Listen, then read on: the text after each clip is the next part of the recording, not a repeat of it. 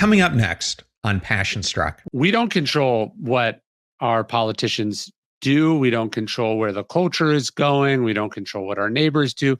We don't control what other businesses are getting away with or the ethics that they're operating by. But we do control the decisions that we're going to make. We decide who we are going to be. And to me, that's a much more important and often much more neglected part of this virtue of justice. We spend a lot of time when we think about justice talking about politics. How should the legal system be set up? All of this matters.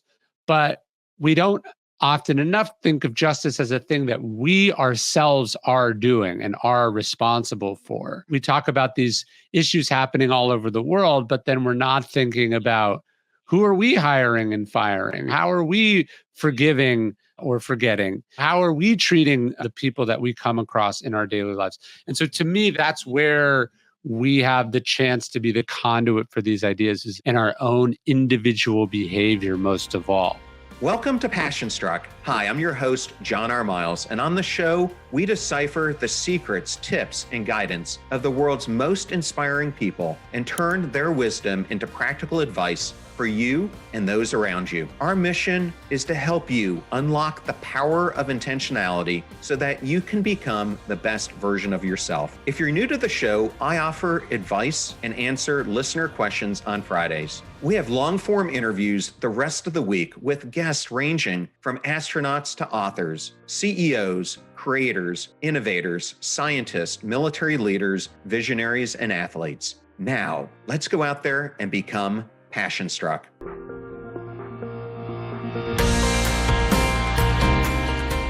I am absolutely honored and ecstatic to have Ryan Holiday on the show today, someone my audience has been asking for such a long time. Welcome, Ryan.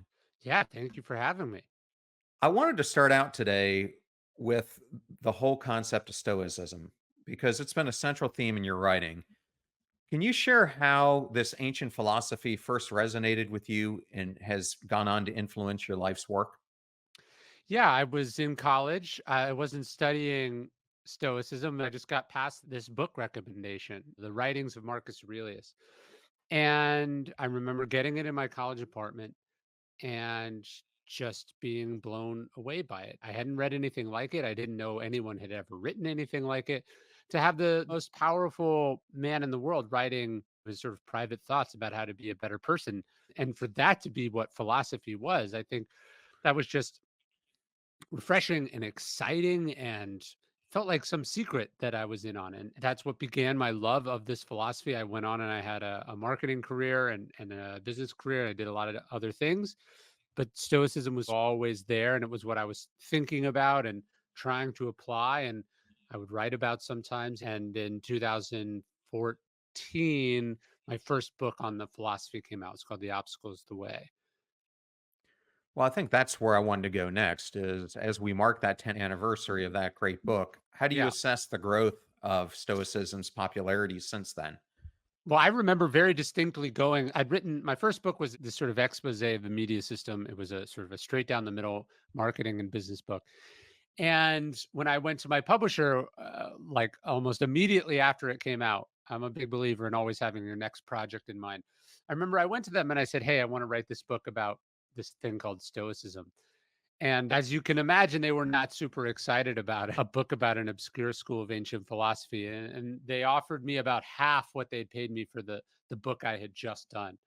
I remember that quite vividly. It wasn't like there was some bidding war for it. It's not like there was a ton of anticipation.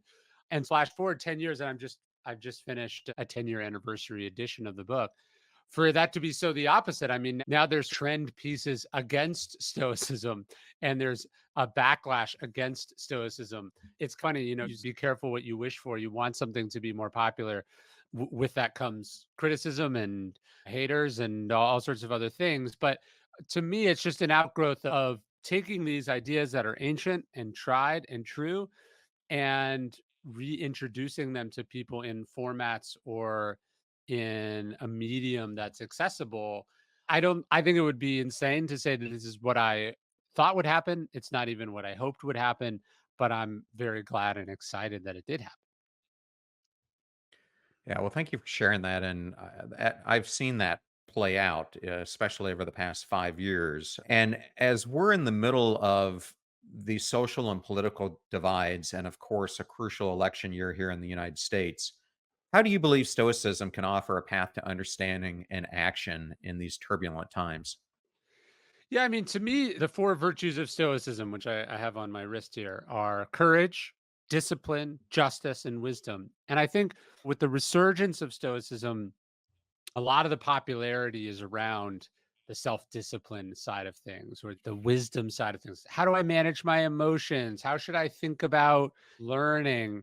They like the sort of the tough masculine side of stoicism. And what I'm trying to write about in the new book, which is about the what I think is actually the key stoic discipline or virtue, this idea of justice, the code with which one operates, the things one will do and won't do, one's sense of right and wrong, one's obligations and duties as a person, a parent, a citizen, a member of society.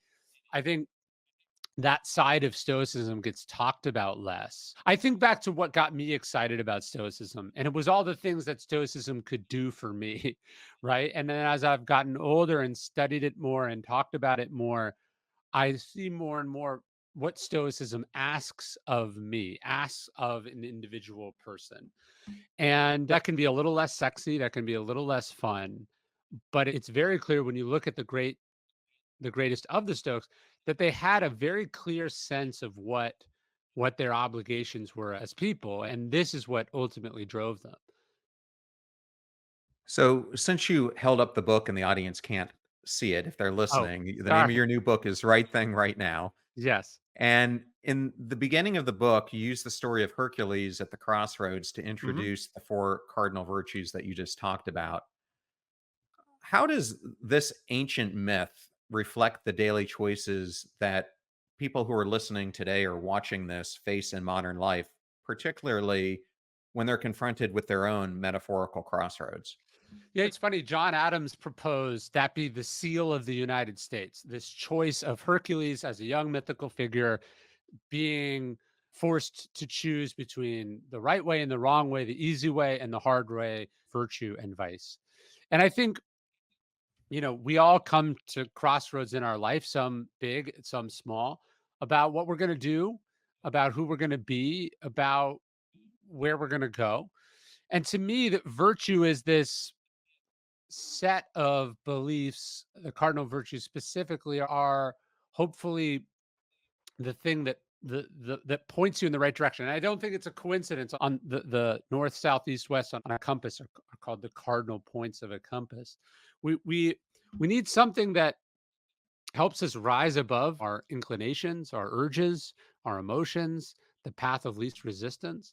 And so I think as we come to these various crossroads in our life, a strong sense of justice coupled with courage and discipline and wisdom, they help us in the right way. One of the stories I tell in the book, I was another crossroads moment. I tell the story of this man named Thomas Clarkson in the 1700s is asked to write a college essay about slavery, the right and wrongness of owning other people.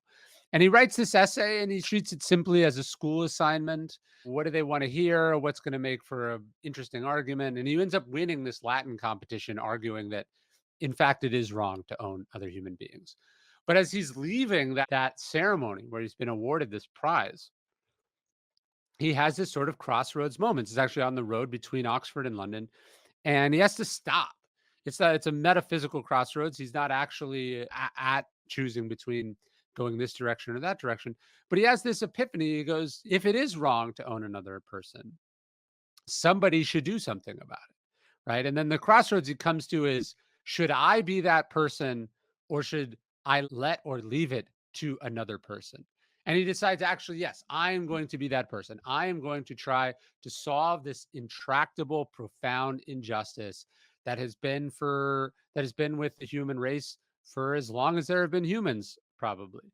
And so he makes this decision. He becomes this activist that within a very short amount of time, a shockingly short amount of time, he eradicates slavery from the British Empire, ends the international slave trade, and then ultimately, this sort of virus that he puts out in the world spreads to all these other countries. And we live in the world that Thomas Clarkson helped create because one man came to a crossroads and decided to go the hard way decided to go the way of doing the thing instead of leaving it to someone else. And I would argue that most social change, most breakthroughs, most bits of human progress come as a result of, you know, similar choices at similar crossroads. It's so interesting that you bring that up because I've studied Abraham Lincoln a lot. And I Hmm. think what people see about Lincoln is they see what he accomplished in kind of the twilight period of his life. But what they don't see is the person who self described himself as a boundless piece of driftwood just bouncing off the shores until, similar to what you just described, he found this pinnacle moment in his life where he found something that he found just so outrageous and gruesome that he couldn't live with himself not to pursue seeing it eradicated in the same way. I think I would add on top of that, every head of state, every American president that preceded Abraham Lincoln had some sense that slavery was either a moral crisis or a political crisis, right? Even if they didn't disagree with the institution, they saw that it was tearing the country apart and had a chance to do something about it and did not, right? Lincoln's predecessor being probably the most egregious example of this, just sitting there as the country tore itself apart, right? Basically chooses not to make a decision, which is itself a decision. And so I think the idea that what leaders do is they decide to act. They don't always get it right, but they decide to act, and they are propelled by or directed by some kind of conscience or some sense of how things should be or how things could be is ultimately a very sort of powerful force. The great man or woman of history theory is not so popular today, but when you study history, you can't escape the fact that things could have gone very differently had singular men and women decided to make very different choices. I think what we ought to take from that is not that we can have the same level of impact because there's something that they call moral luck. You don't determine when you're born or what situations you find yourself in, but we can have similar impact in spheres in our own life. And the decision to take this on and to decide to do it is to me what the choice of Hercules is really about. Yeah, no, I love that. And I released a book earlier this year myself, and I built it around something that I call the passion struck model. And I actually tied it to the four Stoic Hmm. virtues. And in this model, I describe mindset shifts that we have to make, which are influenced by wisdom, behavior shifts that are influenced by temperance, or what I think of as self mastery, Yes. deliberate action, which is influenced by courage to take those actions. And then in the middle of the model, I ended up putting justice, or what I considered to be our core values, which kind of influence all of it. And as I was researching it more and more, I, like you, determined that these virtues are both interrelated and they're distinct. Yes. Can you elaborate on this a little bit? Well, welcome to the problem I've been wrestling with now for the last 5 years because I sold a series on the cardinal virtues back in 2019. And when you are proposing an idea, it's one thing. And then what you find when you take action is it's always more complicated. To sit down and go, okay, I'm going to write about a book about courage. That's simple. It's the first book in the series. And then you go, okay, but wait, is this an issue of courage or is this an issue of justice? Is this an issue of self discipline or is this an issue of courage? Once again, it's been really interesting and challenging to try to figure out where one virtue begins and where one virtue ends.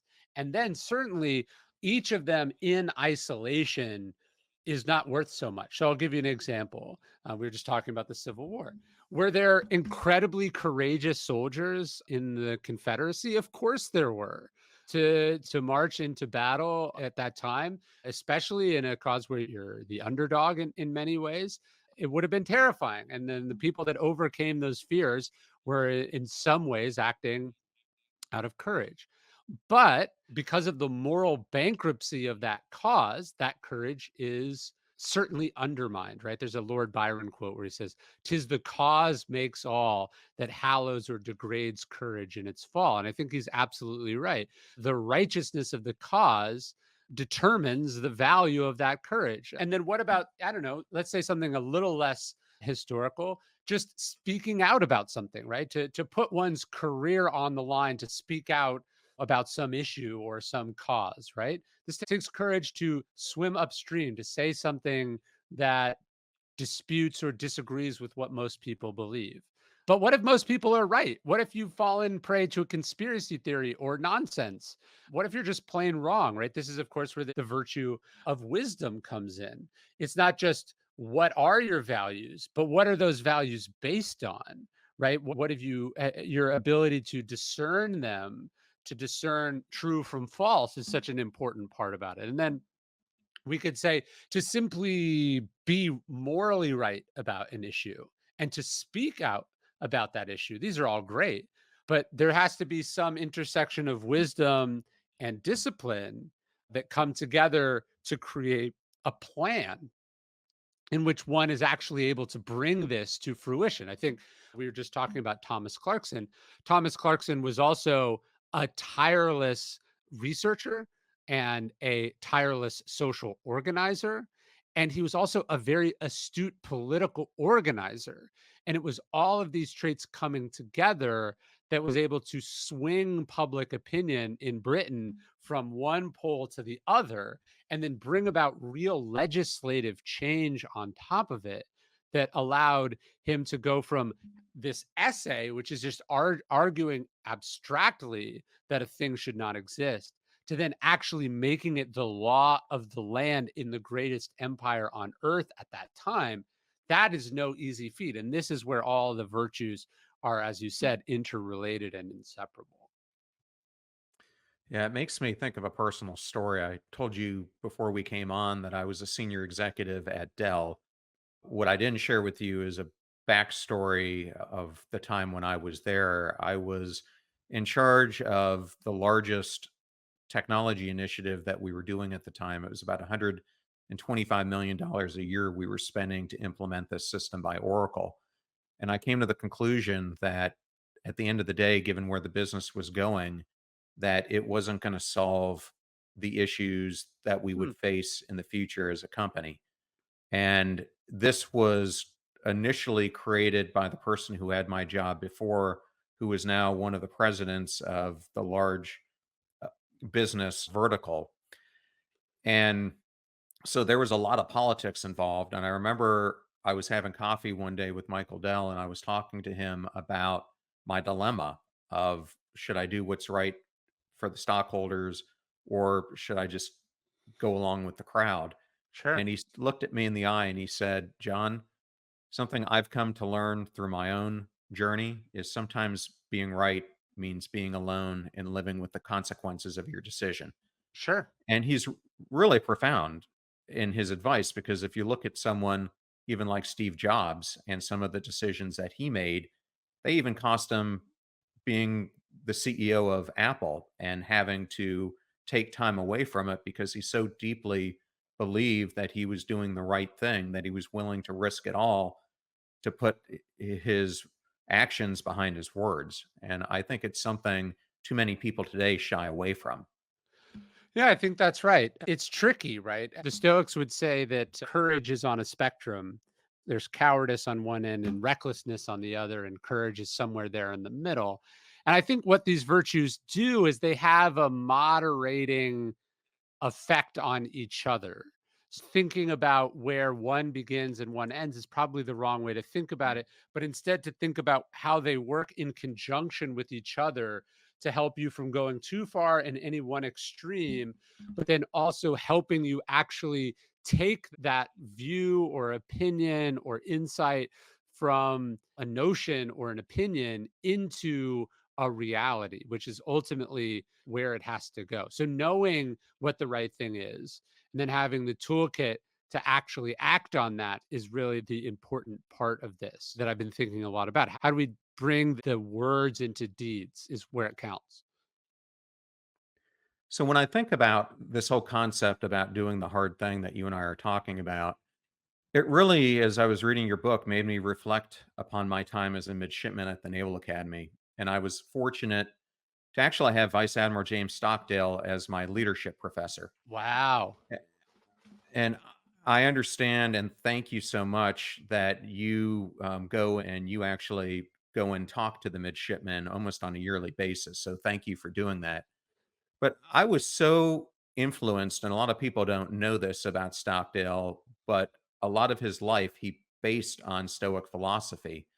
And I remember when we were learning from him, he often emphasized Alexander Solzhenitsyn's insights that the line between good and evil runs through every human heart, which is so profound. How do you see this concept of internal moral conflict playing a role in the everyday decisions that we make and how we choose between that good and evil? Yeah, I've been lucky enough as I've been writing these books, I've been lecturing each year to the incoming class at the Naval Academy. It's been one of the honors of my life, especially to think about where I was when I was 18 or 19 years old. I was definitely not at the Naval Academy. So I'm just so impressed by these young men and women from all over the country. I think they represent the best of us and the sort of potential of a generation. And it's been an incredible experience. And I can only imagine what it must have been like to actually meet Admiral Stockdale and to hear him talk about these ideas. Because what Stockdale did was take Stoicism, which he'd been introduced to, unfortunately not at the Naval Academy, but when the Navy sent him to do some post grad work at Stanford much later in life, he's introduced to Epictetus. What he really has the opportunity to do is test these ideas in what he would call the laboratory of human experience. So famously, as Stockdale is parachuting into what we now call the Hanoi Hilton, he says something like, I'm leaving the world of technology and entering the world of Epictetus. He was talking about actually getting to test these ideas. And I think what's so powerful about that experience, and I think where Solzhenitsyn comes in, is they're placed in this utterly inhuman, depraved situation, whether it's Soviet gulag or a North Vietnamese prison camp. And they're so much is outside of their control, right? They don't control why they're there, how long they're there, what they're going to be subjected to. But ultimately, they have some choices in regards to the decisions they make for themselves and for the men around them. The sort of matters of individual character are still there. There's an Epictetus quote that Stockdale loved, something like, a podium and a prison is each a place, and therein we have some freedom of choice. And he was saying that whether you're the emperor or whether you're thrown in a jail somewhere, you are constrained in many ways, but then you have choices about who you're going to be in that situation. Solzhenitsyn said something once about how he said evil and untruth is going to exist in the world. And you can imagine being a citizen of Soviet Russia. I mean, misinformation and lies and propaganda are everywhere. He said, let it come into the world, but not through me. And he was saying that you don't control what other people say and do and think, but you control for the most part what you do and say and think. And so that's where I think we can learn so much from them, especially in our much cushier, more protected lives. We don't control what our politicians do. We don't control where the culture is going. We don't control what our neighbors do.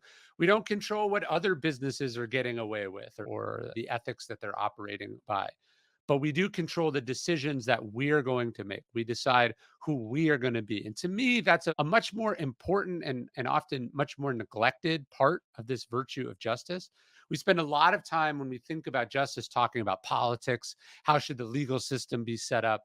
All of this matters, but we don't often enough think of justice as a thing that we ourselves are doing and are responsible for, right? We talk about these issues happening all over the world, but then we're not thinking about who are we hiring and firing? How are we forgiving or forgetting? How are we treating the people that we come across in our daily lives? And so to me, that's where we have the chance to be the conduit for these ideas is in our own individual behavior, most of all. I love that answer. And since we're talking about the Naval Academy, in the book, you talk about another famous graduate. And so I Mhm. wanted to go back in time. Ooh, let's talk Uh, Jimmy the, Carter. the, the year was 1952. And in those days, just before I graduated, in fact, midshipmen who wanted to be a submariner were all interviewed by Admiral Hyman Rickover, who, from the graduates who I talked to who were interviewed by him, said it was the most intimidating interview that they were ever put through. And here enters, as you said, future President Jimmy Carter, who's being rigorously interviewed by Admiral Rickover for this position in the nuclear submarine program. How did the Admiral's final probing question, did you do your best, challenge Carter's self perception and really his understanding of his own personal values. So Rickover asks Carter how he stood in his class at the Naval Academy. And I think he said something like, oh, I was 53 out of 500. And by the way, this was perhaps the most impressive and elite of all of the classes. This was the last class graduating during the final days of World War II. It had multiple admirals and presidents and all these important, impressive people in it. But so Carter's answer is full of pride about how he did academically. And Rickover looks at him and he says, yeah, but did you always do your best? And Carter has to think about it. And he wants to be able to say, yeah, of course, when his first inclination is just answer that way. And then he catches himself and he goes, you know what? No, I didn't always do my best. Because he was thinking of times he could have tried a little bit harder, questions he could have asked, I don't know, extra credit he could have done. And so Rickover, when he hears this answer, he just says, okay, but why not? And then he gets up and he leaves the room. And this question of why didn't you always do your best? Why did you leave something on the table? It haunts Jimmy Carter for the rest of his life. And actually, I was just at the Naval Academy in April and I gave a talk and I decided to just make the whole talk about Jimmy Carter, who I think is one of the greatest Americans to ever live. I actually think one of our most impressive presidents, certainly, I would say unequivocally, our greatest ex president. And yet there's something fundamentally stoic that you would have this man who goes from the Naval Academy to the submarine service to the presidency, who's basically ignored by the institution that he graduated from. They had just renamed like the year before, like so last year, they they named the first and only building at the Naval Academy after Jimmy Carter. There were multiple buildings at the Naval Academy named after Confederate admirals, that is to say traitors, before there was one named after the only person to go from the Naval Academy to the White House. And I was talking about how perfect that was for someone like Jimmy Carter, who seemed associates would say that the number one thing you could say to make Jimmy Carter do something was, I think you should wait until your second term on that. He was this big believer of something that he had in fact gotten from Admiral Rickover, that you don't just do the right thing, but you do it right now. You don't wait until later. You don't wait until conditions are more favorable. You don't see if you have political cover for it first, but you do the right thing because it's the right thing and you let the chips fall where they may. And that was the idea that Carter lived by, the sort of values he was steeped in there at the Naval Academy. And then the irony to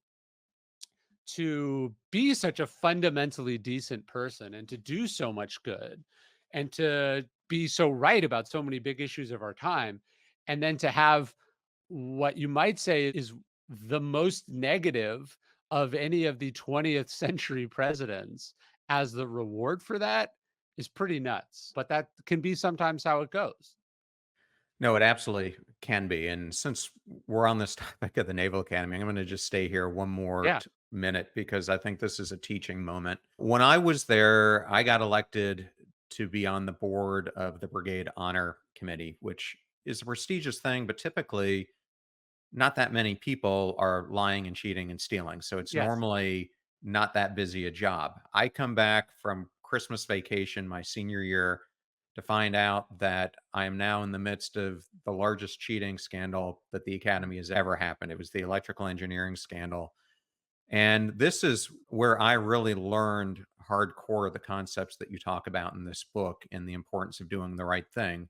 Because what played out here was you had somewhere between a third to a half of the class who ends up cheating.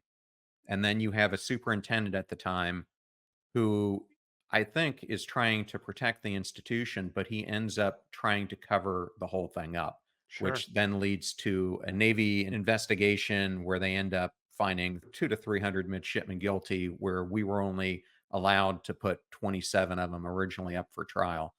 But what I came out of this really thinking about is I was talking and interviewing Angela Duckworth, and we were talking about grit, where she starts her whole book talking about West Point and what allows people to graduate from West Point. And she says it's passion and perseverance. And I started having this argument with her that I think she's missing something that's extremely important.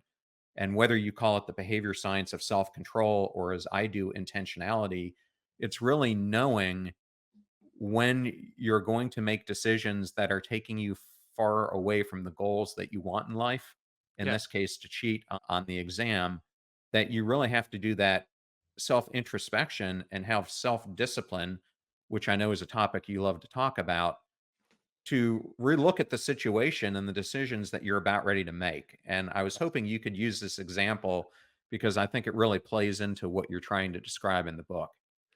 Yeah, I think what I have been so struck by being a civilian who was not steeped in these values as part of a sort of a culture or a code.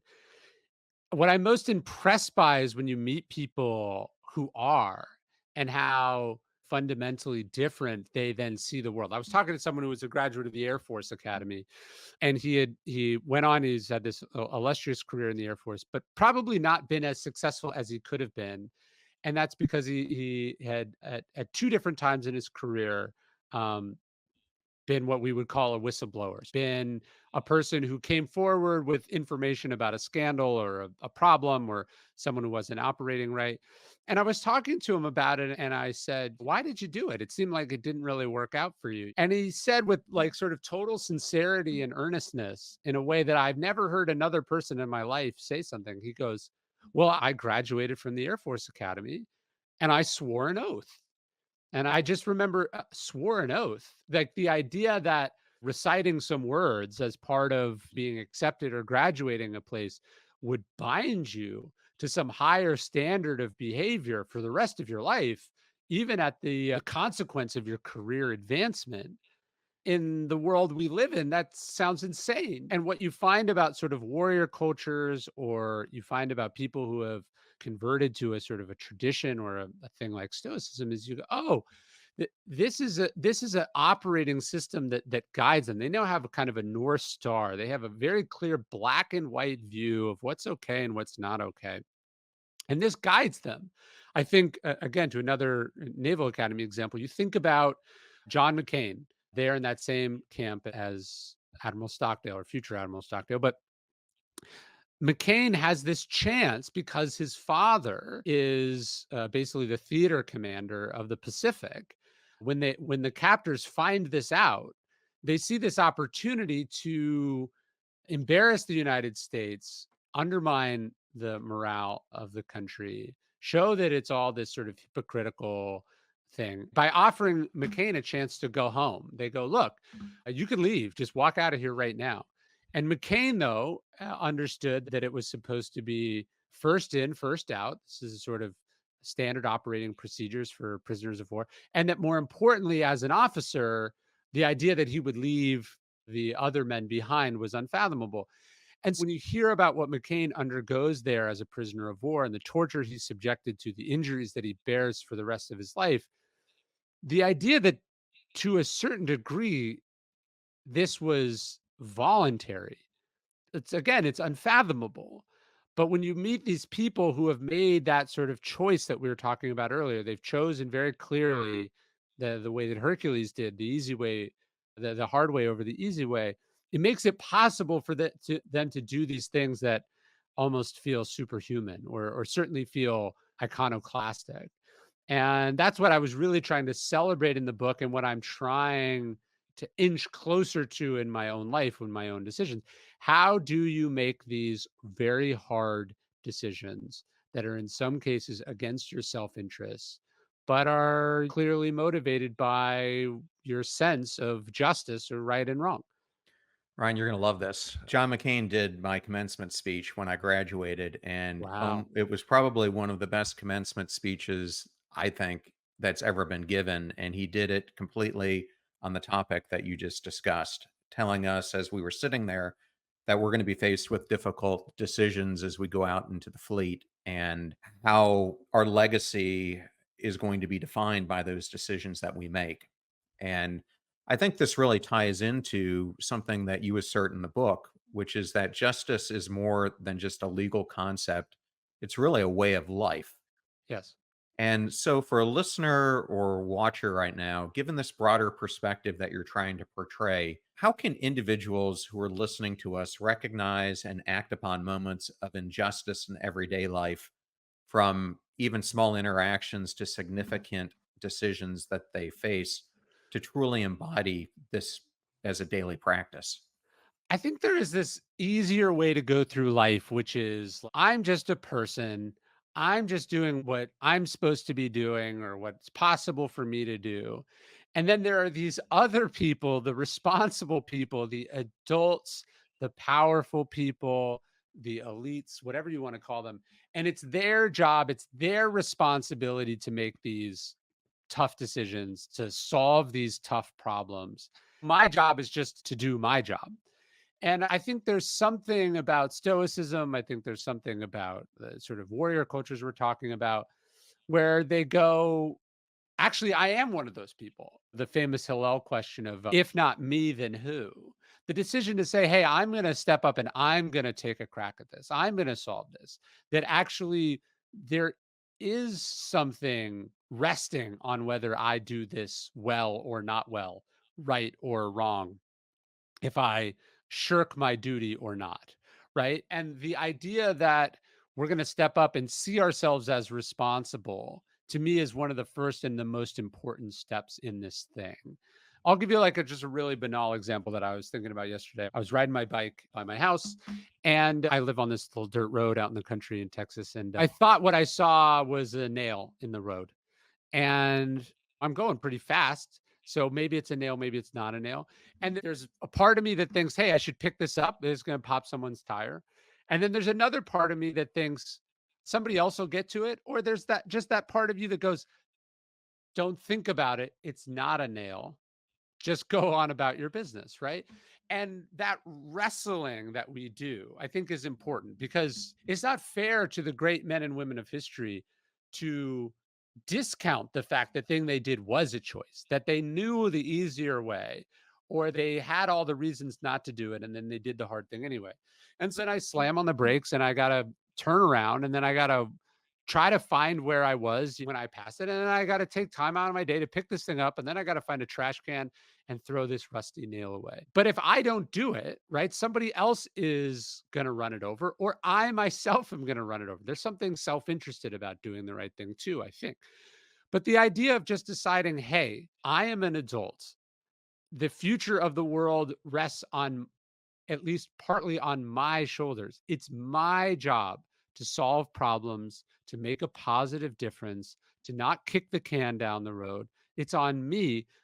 This is what we're talking about. This is the first step in this sort of life of justice or this virtue of justice is the decision to get involved and to see yourself as someone with the capacity as well as the obligation to make a positive difference, even if it is a very small one. Yeah, and speaking of people who had the world sitting on their shoulders, in the chapter To Stand Before Kings, you depict a critical moment in history where President Truman met his moment amid global turmoil. Mhm. If you think about that time, there were so many significant challenges that he was facing during his presidency. How did his personal integrity and his humble origins influence his decisions at those critical moments?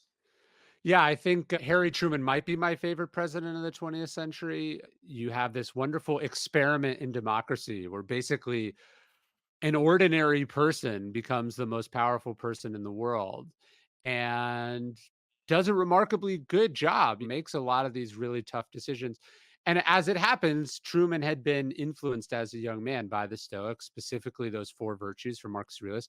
And we know this because he once showed a reporter his copy of Meditations with the passage on the four virtues underlined.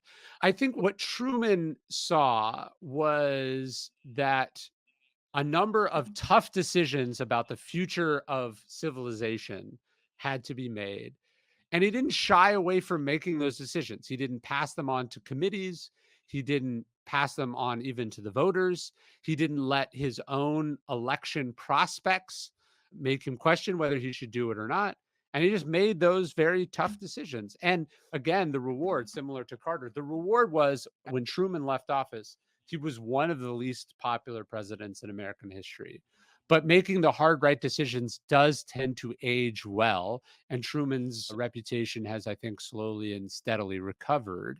But again, I called him an ordinary man. One of his cabinet secretaries said, "I keep hearing that Truman was an ordinary man." He said, "Actually, he was one of the most extraordinary men who ever lived for precisely the reasons that we're talking about. He had a strong sense of right and wrong. He didn't let political considerations or expediency get in the way of those decisions." And I think most extraordinary about Truman was the way that he evolved and grew. I mean, here you have a man who was raised in Missouri by parents and grandparents on both sides who had owned slaves, fought in the Civil War, who, you know, every single one of his friends and business associates joined the Ku Klux Klan. He himself flirted with or temporarily joined. And not that long into his political career, this Southern politician, this Southern Democrat, is the guy who desegregates the armed forces. He's the first president to address the NAACP. He does so on the steps of the Lincoln Memorial. He refuses to moderate his position on civil rights, even at the cost of angering a good chunk of his party, and puts us on the road to eradicating the great evil of Jim Crow within about a generation of that time. And this is a result of his reading, of his learning, of his willingness to have his mind changed, to be open to new experience, and to understand the moral obligations of the office that he held. So I just am endlessly impressed by him, and it's why he's, one of the main characters of the book.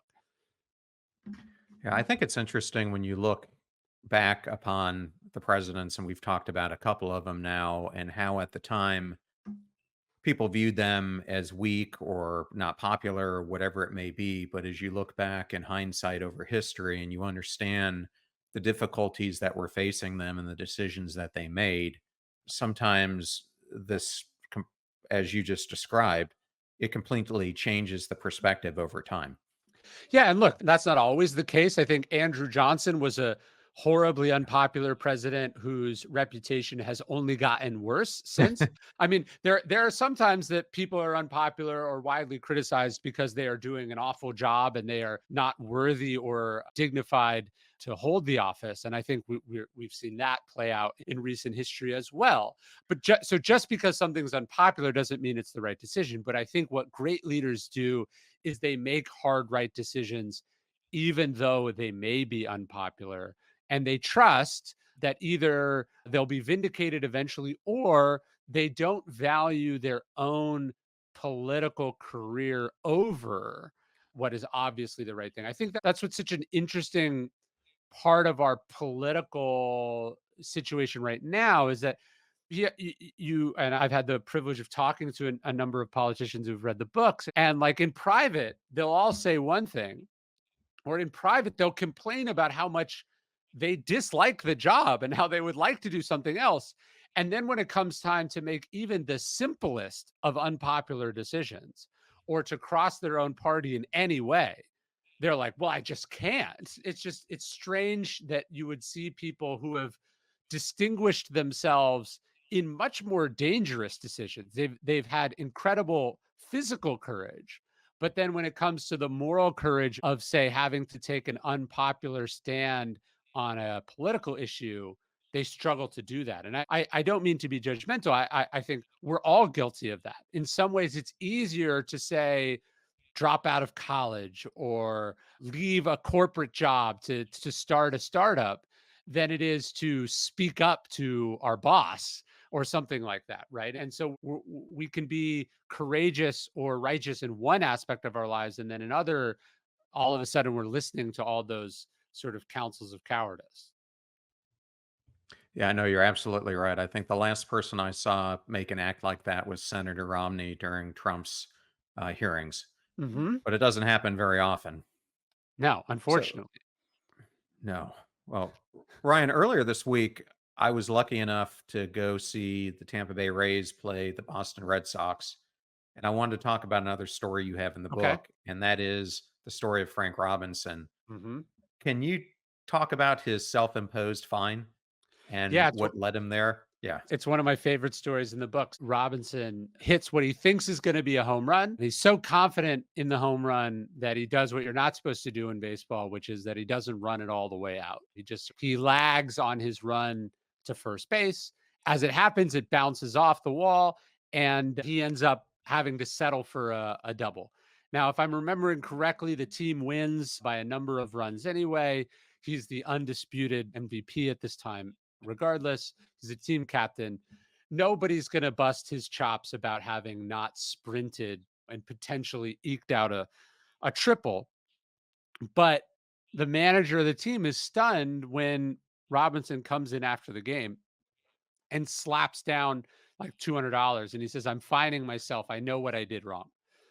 And a little backstory that's not in the book. Robinson is famous for what they would call these kangaroo courts, which is the baseball players on the teams he was on. They had this sort of player-led system of justice where if somebody didn't do something or somebody made a promise or somebody violated some bit of team etiquette, the team would assemble a kangaroo court and they would all be the judge and jury and they'd vote some sort of fine.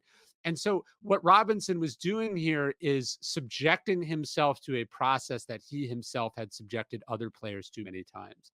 And this idea of being your own referee is a really powerful thing because so much of what actually is a matter of right and wrong is actually not a matter of legal or illegal. It's not a matter of public concern, really, either way. So the ability to cultivate a set of standards that you observe, things you are willing to do and not willing to do, and then to enforce that on yourself, that is such a big part of being a really admirable person. It's what's part of being a leader. I mean, at the core of Stoic philosophy is this example of Marcus Aurelius. Well, Marcus Aurelius is an all powerful emperor king. There's no one who can tell him what he can and can't do.